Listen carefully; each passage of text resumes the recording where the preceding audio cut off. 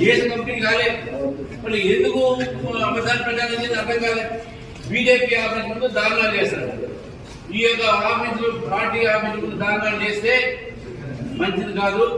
ప్రజాస్వామ్యంలో ఏ political party active ఎన్ని చేయండి, ఎక్కడ చేసుకోండి, మీరు మాకు ఏం అవకాశం తెలియదు. కానీ రాజకీయ పార్టీల ముందు పార్టీ ఆఫీసుల ముందు వచ్చి ఈ యొక్క సంస్కృతి ఏదో కాంగ్రెస్ పార్టీ ప్రభుత్వంలో దీన్ని భారతీయ జనతా పార్టీ వ్యతిరేకించింది. మా కార్యాలయాల ముందు వచ్చి మీరు ధర్నా చేస్తే మేము కూడా ఊరుకునేది లేదనే విషయాన్ని కూడా కాంగ్రెస్ పార్టీని హెచ్చరిస్తాము. మీ తప్పుడు ప్రచారాలకు మా పార్టీ కాంగ్రెస్ కేంద్రం చేయకండి.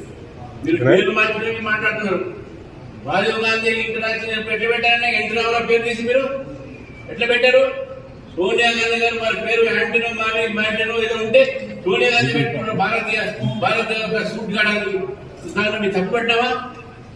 పేర్లు అప్పుడు ఉన్నటువంటి ప్రాజెక్ట్ గురించి, ఇండియనైజేషన్ గురించి, ఇండియన్ లో ఎట్లా మనం మెడిసిన్ ద్వారా భారతదేశంలో అందరికి ఎట్లా అర్థం కావాలి, ఆ ఒక స్కీమ్ లో ఉన్నటువంటి ఒక దీన్ని మనం చూడాలి. కానీ పేరు మారుతున్న దానిలో తప్పు పడడం, కోర్టు ఇవ్వని కోర్టు జడ్జిమెంట్ ఇవ్వలేదు. ఇంకా రాహుల్ గాంధీ గారు, సోనియా గాంధీ గారు నిర్దోషి, ఎవరు చెప్పిన నిర్దోషి కోర్టు చెప్పిందా? ఏదో ఒక ప్రొసీజర్ పట్టుకుని తీసుకువచ్చి అబద్ధాలు ప్రచారం చేస్తున్నారు. వాళ్ళు బెయిల్లో ఉన్నారు. సోనియా గాంధీ గారు అండ్ రాహుల్ గాంధీ గారు బెయిల్లో ఉన్న వాళ్ళకు మీరు ఇట్లా చేస్తున్నారు. సో కాబట్టి కాంగ్రెస్ పార్టీ ఇప్పటికైనా ఒళ్ళు దగ్గర పెట్టుకోవాలి. ఇటువంటి అన్ని ఆలోచనలు చేస్తే భారతీయ జనతా పార్టీ ఊరుకోదు.